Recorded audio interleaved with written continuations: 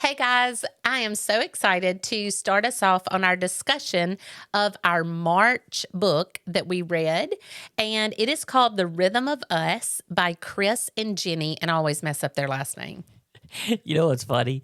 It sounds like I don't know how to pronounce her last name Oh, either. great. They're going to be like, that's But not gravy, sure, let's call them. like gravy, but with a B. Yeah, let's do that. But what's so funny is when you started this, you sounded like a librarian. Okay, class. Today, I'm gonna you read are- for you. I'm going to start this discussion on our book. And it's not really a discussion. We're just going to give you a little bit of a book review. Okay. So it is called The Rhythm of Us, Create the Thriving Marriage That You Long For. Who wrote it? It's Chris and Jenny. Just Chris and Jenny. Chris Thank and you, Jenny. Chris and Thank you Jenny. for this. First of all, can we talk about how cute this cover is? Yeah. When we write our book, like I have the wall that I want us to use. Yeah. Because this is a great cover. So whoever did your cover design, spot on. So this book talks a lot about, obviously, the rhythms that marriages can get in, healthy rhythms, not so healthy rhythms. And they kind of focus on 5 areas, the core, they call them the core rhythms.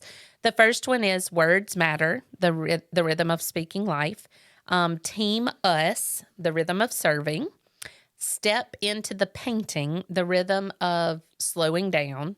Stay awake and alive, the rhythm of seeking adventure. And fresh eyes, the rhythm of staying in awe. And those are like the core things that they talk about in the book. And each one of those, of course, they go into more detail about. And, you know, it kind of reminded me of the...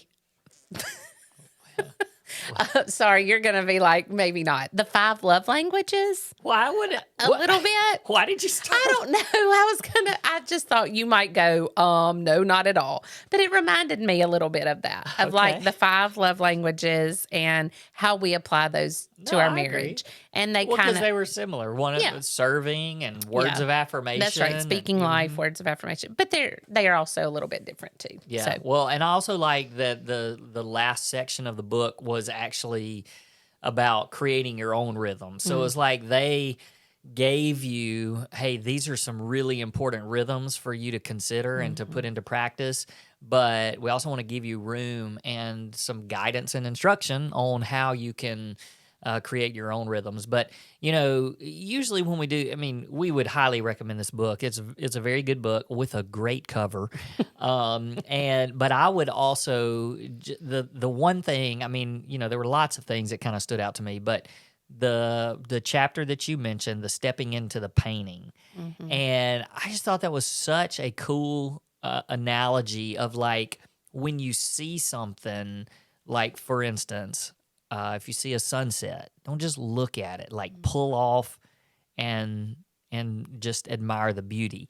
If you're at the park with your kids, these were examples in the book. Don't just sit there on the park bench and Yeah. watch them. Like get involved. You know, Right.